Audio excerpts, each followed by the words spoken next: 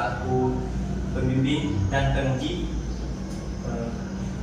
Pada siang hari ini peneliti akan mempresentasikan hasil penelitian yang telah dibuat pada November tahun 2023 sampai Februari 2024 dengan judul Analisis Mekanisme Gangguan Cadel Kajian Psikolinguistik Studi Kasus Siswa Vanessa Alexandria dan Carlos Ferdinand. Yang akan dibahas pada hari ini ada pokok bahasan. Yang pertama itu latar belakang dan tujuan, kedua kajian teori, metodologi penelitian, hasil dan pembahasan, serta kesimpulan dan saran. Yang dimana pertama latar belakang. Bahasa merupakan salah satu sarana komunikasi yang digunakan oleh manusia untuk berinteraksi dengan manusia lain. Selain itu, bahasa termasuk dalam bagian kebudayaan yang harus diwariskan. Yang kedua, cadel. Dalam KBBI, cadel adalah kurang sempurna mengucapkan kata-kata sehingga bunyi L dilafalkan menjadi L. Tujuan peneliti ingin melakukan penelitian ini adalah peneliti ingin mendeskripsikan gangguan cadel antilogosia pada Vanessa dan Carlos. Peneliti juga ingin mendeskripsikan gangguan cadel faktor neurologis pada Vanessa dan Carlos serta faktor keturunan pada Vanessa dan Carlos. Dan peneliti juga ingin mendeskripsikan perbandingan gangguan cadel Vanessa dan Carlos. Masuk ke dalam kajian teori yang pertama yaitu bahasa. Bahasa dalam KBBI adalah sistem lambang bunyi yang arbitrer yang digunakan oleh anggota suatu masyarakat untuk bekerja sama, berinteraksi, dan mengidentifikasi diri. Yang kedua, gangguan bahasa. Dysarthria atau cadel adalah gangguan bicara motorik yang membuat sulit membentuk dan mengucapkan kata.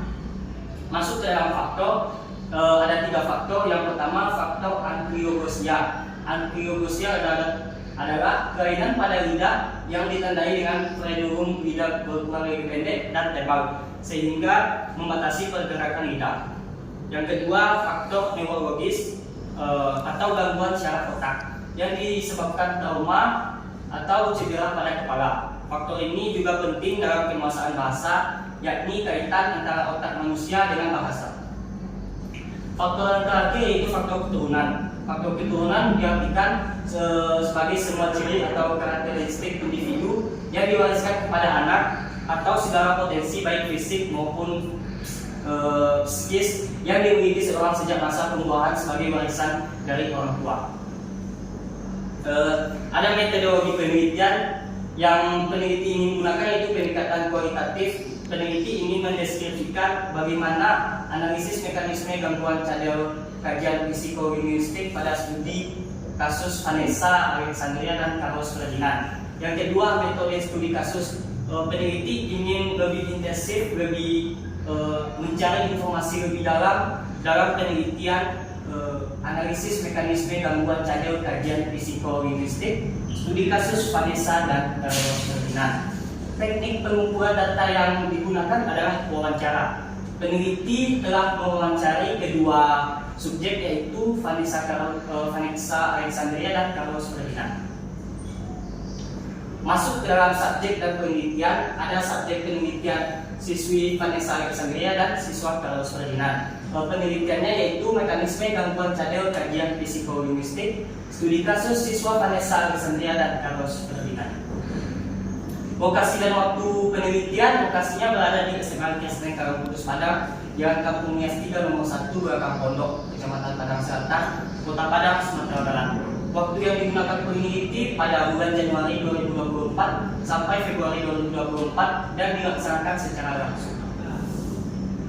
Hasil dan pembahasan yang telah peneliti lakukan berdasarkan hasil wawancara yang didapat, Vanessa memiliki faktor ankylogosia yang dimana memiliki lidah yang pendek.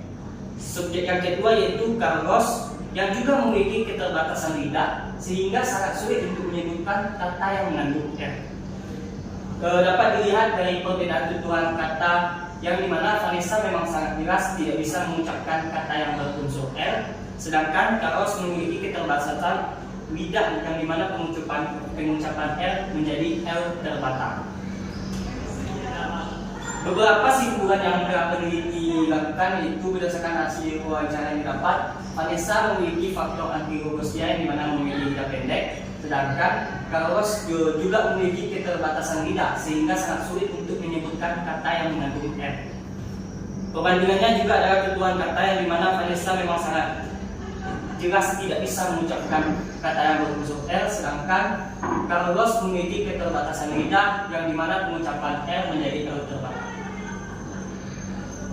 Saran yang telah peneliti buat itu peneliti mengenai analisis mekanisme gangguan cadel kajian psikolinguistik studi kasus siswa Vanessa Alexandria dan Carlos Ferdinand dapat dijadikan sebagai referensi tambahan untuk mendalami mata pelajaran yang berkaitan dengan psikolinguistik.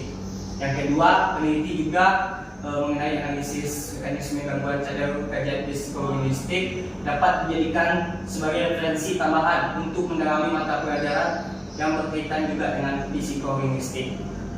Ketiga,